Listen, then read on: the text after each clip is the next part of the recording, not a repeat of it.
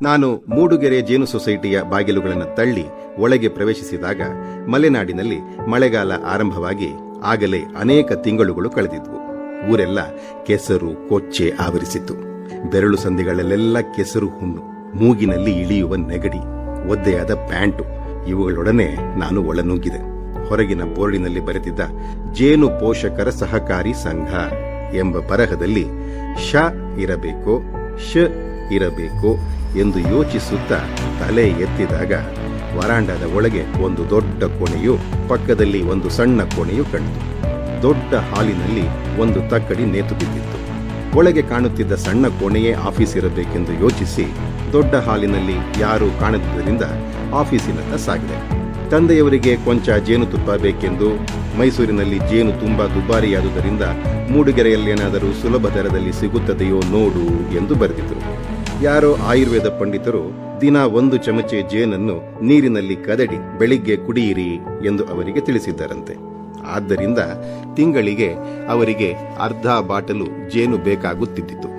ಈ ಲೆಕ್ಕದ ಮೇಲೆ ಸುಮಾರು 7 ಬಾಟಲು ಜೇನು ಬೇಕಾದೀತೆಂದು ಲೆಕ್ಕ ಹಾಕಿ ಬಾಟಲಿಗೆ 10 ರೂಪಾಯಿಯಂತೆ 70 ರೂಪಾಯಿಗಳನ್ನು ಜೇಬೊಳಗೆ ಇಟ್ಟುಕೊಂಡು ಒಳನುಗ್ಗಿದ್ದೆ.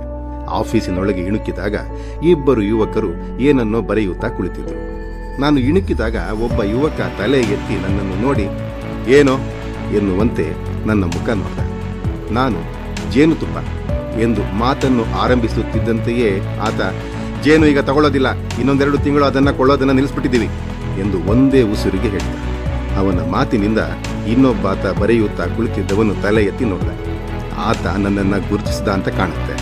ಗಾಬರಿಗೊಂಡವನಂತೆ ಹೇಳುತ್ತಾ ಇನ್ನೊಬ್ಬನಿಗೆ, ತಡೆಯೋ ತಡೆಯೋ ಎಂದು, ಬನ್ನಿ ಸರ್ ಎಂದು ನನಗೆ ಹೇಳಿದ. ಆತನಿಗೆ ನನ್ನ ಪರಿಚಯವಿದ್ದುದನ್ನು ಕಂಡು ನನಗೆ ಹೆಮ್ಮೆ, ಸಮಾಧಾನ ಆಯಿತು. ನನ್ನ ಗಲೀಜುಮಯವಾದ ಉಡುಪನ್ನು ಶಪಿಸುತ್ತಾ ಒಳಗೆ ಸರಿದು ಅವರು ತೋರಿದ ಕುರ್ಚಿ ಮೇಲೆ ಕುಳಿತೆ. ತಮ್ಮದೇ ಅಲ್ವಾ ಸರ್ ಸಿನಿಮಾ ಅದು ಅಂತ ಕೇಳ್ದ. ಇಲ್ಲಪ್ಪ, ನಂದಲ್ಲ, ನನ್ನ ಕತೆನ ಸಿನಿಮಾ ಮಾಡಿದ್ದಾರೆ ಅಷ್ಟೇ.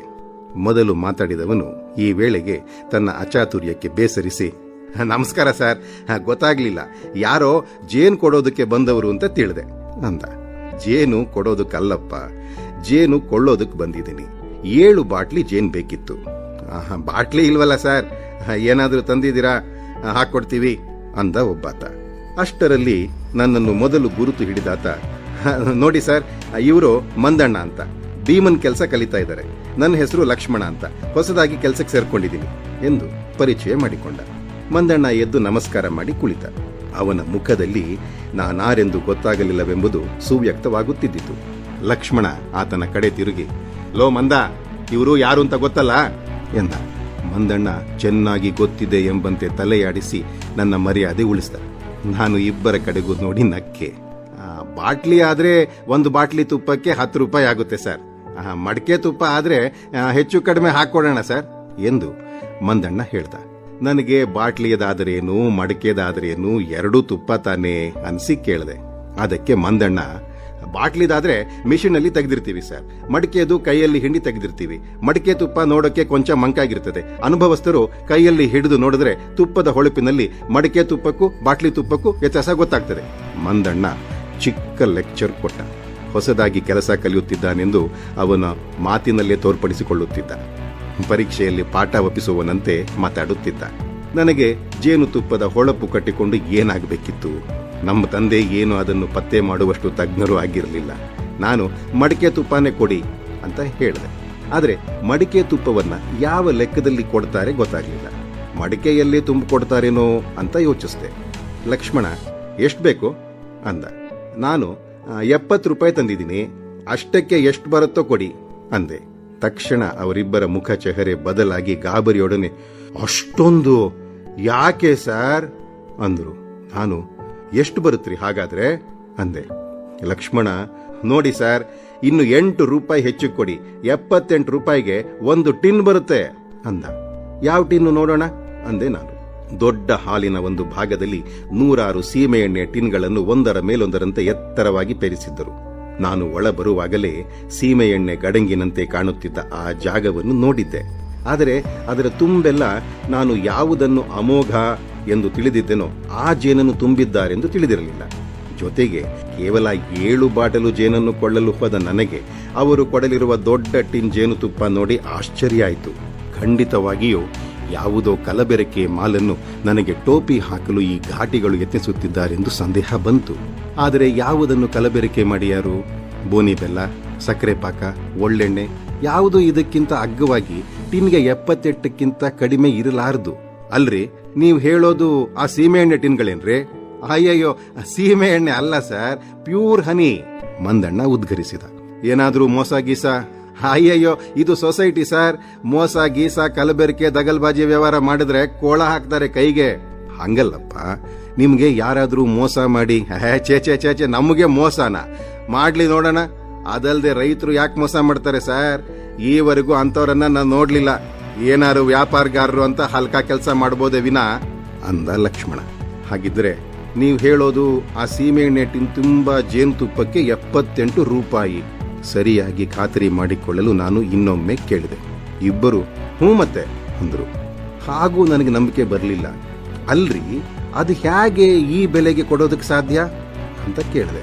ತಕ್ಷಣ ಮಂದಣ್ಣ ಅದರ ಕಥೆಯನ್ನ ಸವಿಸ್ತಾರವಾಗಿ ಶ್ರುತಪಡಿಸಿದ, ಕೋರ್ಟಿನಲ್ಲಿ ಸಾಕ್ಷ್ಯ ಹೇಳುವವರ ದನಿಯಲ್ಲಿ.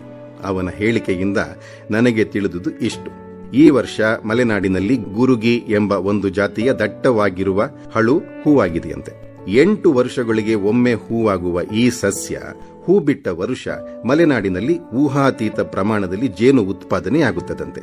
ಈ ಸಾರಿ ಸರಬರಾಜಾದ ಜೇನನ್ನು ಕೊಳ್ಳಲು ಸೊಸೈಟಿಯಲ್ಲಿದ್ದ ಹಣವೆಲ್ಲ ಖರ್ಚಾಗಿ, ಎತ್ತಿದ ಸಾಲವೆಲ್ಲ ಖರ್ಚಾಗಿ, ಜೇನು ಕೊಳ್ಳಲು ಹಣವೇ ಇಲ್ಲದೆ ಅನೇಕರನ್ನು ನಿಧಾನವಾಗಿ ತಂದಿರೆಂದು ಹೇಳಿ ವಾಪಸ್ಸು ಕಳಿಸಬೇಕಾಯ್ತಂತೆ.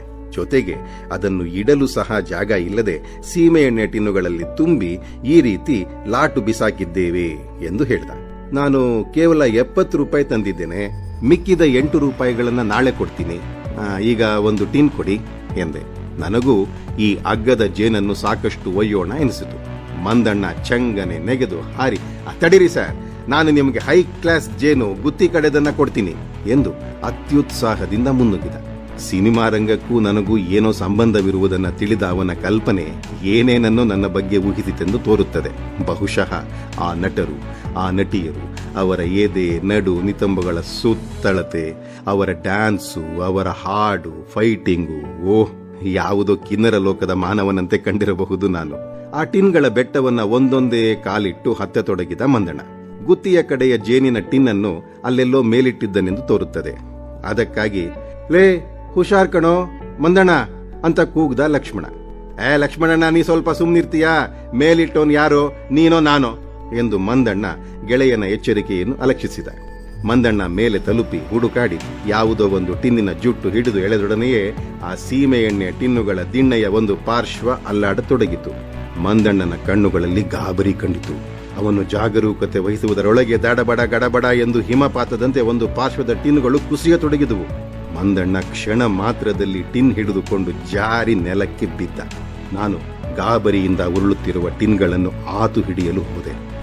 ಸರ್, ಹೋಗ್ಬೇಡಿ, ಬನ್ನಿ ಇತ್ಲಾಗಿ ಎಂದು ಲಕ್ಷ್ಮಣ ಹಿಂದಿನಿಂದ ಗಟ್ಟಿಯಾಗಿ ಕೂಗಿದ.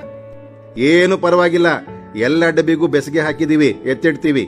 ಡಬ್ಬಿ ಕಾಲಿನ ಮೇಲ್ ಬಿದ್ರೆ ಕಷ್ಟ, ಕಬ್ಣ ಇದ್ದಂಗಿರ್ತವೆ ಎಂದು ಹೇಳಿ ಮಂದಣ್ಣನ ಕಡೆ ತಿರುಗಿ, ಈ ಹಲ್ಕ ನನ್ ಮಗ ಹೇಳಿದ ಮಾತೊಂದನ್ನು ಕೇಳೋದು ಕಲ್ತಿಲ್ಲ ಎಂದು ಬೈದ. ಮಂದಣ್ಣನಿಗೆ ಅವಮಾನವಾದಂತಾಯ್ತು. ನಾನು ಕೈ ನೀಡಿದೆ. ಮಂದಣ್ಣ ಜೇನಿನ ಟಿನ್ ತೆಗೆದು ಕೈಗೆ ಕೊಟ್ಟ. ಸತ್ಯವಾಗಿಯೂ ಆ ಟಿನ್ ಜೇನು ಕಲ್ಲು ಗುಂಡಿನಂತೆ ತೂಕವಾಗಿತ್ತು. ಅದನ್ನು ಒಯ್ದು ನನ್ನ 40 ವರ್ಷ ಹಳೆಯದಾದ ಜೀಪಿನ ಮೇಲಿರಿಸಿದಾಗ ಅದರ ಸ್ಪ್ರಿಂಗ್ ಬ್ಲೇಡುಗಳು ಕಿರ್ರೆಂದವು. ಜೀಪ್ ಇಂಜಿನ್ ದಾರಿಯಲ್ಲಿ ಕೊಸ ಕೊಸ ಸದ್ದು ಮಾಡುತ್ತಾ ಇದ್ದಕ್ಕಿದ್ದಂತೆ ನಿಂತು ಹೋಯಿತು. ಮೂಡುಗೆರೆಯಿಂದ ಸುಮಾರು ಅರ್ಧ ದೂರ ಬಂದಿದ್ದೆನಷ್ಟೇ. ಸದ್ಯಕ್ಕೆ ಮಳೆ ಬರುತ್ತಿರಲಿಲ್ಲ. ಆದರೆ ಯಾವ ಕ್ಷಣದಲ್ಲಾದರೂ ಮಳೆ ಬರುವಂತಹ ದಟ್ಟ ಮೋಡದ ವಾತಾವರಣವಿತ್ತು. ನಾನು ಇಳಿದು ಬಾನೆಟ್ ಎತ್ತಿ ನೋಡಿದೆ. ಬ್ಯಾಟರಿ, ವೈರಿಂಗ್, ಪ್ಲಗ್ಗಳು ಎಲ್ಲವನ್ನೂ ಪರೀಕ್ಷಿಸಿದೆ. 2-3 ಬಾರಿ ಚಾಲೂ ಮಾಡಲು ಯತ್ನಿಸಿದೆ. ಇಂಜಿನ್ ಸ್ಟಾರ್ಟ್ ಆಗಲಿಲ್ಲ. ಹಳೆಯ ತೊಂದರೆಗಳನ್ನೆಲ್ಲ ಯೋಚಿಸಿ ಪರೀಕ್ಷಿಸಿದೆ. ಏನೂ ಅರ್ಥವಾಗಲಿಲ್ಲ. ಕಾರ್ಬೊರೇಟರ್, ಜೆಟ್ಗಳನ್ನೆಲ್ಲ ಶುದ್ಧಿ ಮಾಡಿ ಹಾಕಿದೆ. ಡಿಸ್ಟ್ರಿಬ್ಯೂಟರ್ ಅನ್ನು ಬಿಚ್ಚಿ ಅವಲೋಕಿಸಿದೆ. ಯಾವುದರಿಂದಲೂ ಪ್ರಯೋಜನವಾಗಲಿಲ್ಲ. ಕತ್ತಲಾದೀತೆಂದು ಗಾಬರಿಯಾಯಿತು. ಈ ನಡುವೆ ಕ್ವಚಿತ್ತಾಗಿ ನೋಡೋಣವೆಂದು ಪೆಟ್ರೋಲ್ ಟ್ಯಾಂಕ್ ಮುಚ್ಚಳ ತೆಗೆದು ನೋಡ್ತೇನೆ. ಏನು ನೋಡೋದು, ಪೆಟ್ರೋಲಿನ ಪಸೆಯೂ ಇಲ್ಲದ ಟ್ಯಾಂಕಿನ ತಳ ಕಾಣ್ತಾ ಇದೆ. ಜೀಪು ನಿಂತುದಕ್ಕೆ ಕಾರಣ ಸುಸ್ಪಷ್ಟವಾಯಿತು. ಯಾರಾದರೂ ಬರಬಹುದು ಎಂದು ಯೋಚಿಸುತ್ತಾ ಕಾಯತೊಡಗಿದೆ.